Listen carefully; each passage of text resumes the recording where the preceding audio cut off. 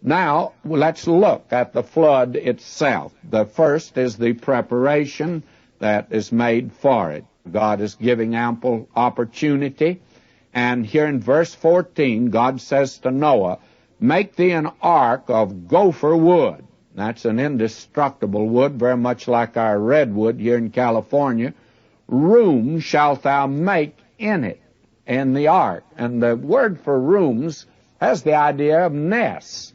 Now, the elephant would need a room, but may I say to you that the mole wouldn't need quite that much room. They could just give him a little dirt in the corner, and that's all that he would need. And we're told, "And he shall pitch it within and without with pitch." That is, it was to be made waterproof. Now, here were the instructions, "And this is the fashion which thou shalt make of it. The length of the ark shall be 300 cubits, the breadth of it 50 cubits, the height of it 30 cubits. The impression that most people have of the ark is the impression they were given by the little Sunday school card. It looked like a houseboat, and it was, to me, a very ridiculous sort of a travesty. It was a caricature of the ark instead of picturing it like it actually was. To begin with, may I say to you that the instructions for the building of the ark reveal that it was quite a sizable sort of an ark. "Thou shalt make the ark and finish it, and it shall be 300 cubits. Now, if a cubit is 18 inches, that ought to give you some conception of how long this ark was. Now, the question arises, how could they make it substantial in that day?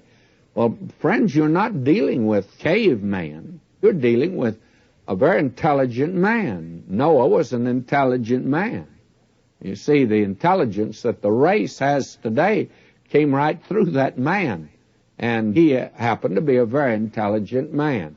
Now, he's not making an ocean-going boat to withstand 50-foot waves.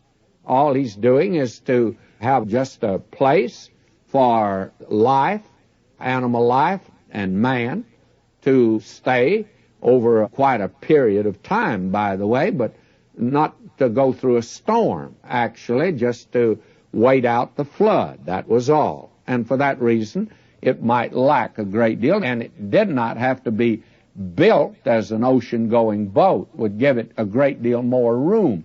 So 300 cubits, and if a cubit is 18 inches, that's 450 feet long. That's a pretty long boat, by the way. But the relative measurement is the thing that interests me, and you put this down by, for instance, the New Mexico, one of our battleships some time ago, but it was built 624 feet long, 106 1/4 feet wide, and the 29 1/2, the mean draft. Well, may I say that you put down the comparisons, and it's practically the same, so that you have not a ridiculous-looking boat at all, but one that would compare favorably with the way they build ships today. We're told here, "A window shalt thou make in the ark." Now, the window wasn't a little slit made in the side of the ark. Have you ever stopped to think about the stench that might be in there with all those animals in there over that period of time? Well, "A window shalt thou make in the ark," and the window went all the way around. "And in a cubit shalt thou finish it above." Now, from a cubit, from the top of the ark, from the roof, and the roof must have overlapped that quite a bit, and underneath there was a cubit, 18 inches, that went all the way around the ark. Now, that's the way they ventilate a gymnasium today. I noticed it at the State Fair at Dallas. The building in which the animals are have that window that goes all the way around at the top. And may I say, with all the animals they had at the State Fair in Dallas, Texas, it wasn't a bad place to be. People were sitting in there eating their meals and sleeping there. Very comfortable, and the odor was not bad. I've heard that poor Noah had to stick his head out this little window to live. Well, That's ridiculous. We're not looking at that type of a thing. That's man's imagination. It's not what the record says here at all. And friends, quit reading Sunday school cards. The pictures that were given to me when I was a kid, I've had to unlearn practically all of them. And that little ridiculous boat, I wish we could get rid of it. Now we're told, and the door of the ark, now it only had one door though, and that's important. Christ said he was the way. I'm the door to the sheepfold, by the way, and he's the door to the ark. And the door of the ark shalt thou set in the side thereof, with lower, second, and third stories shalt thou make it. Now, it was 3 decks here, you see, and then I take it one on top, or one on the bottom, maybe.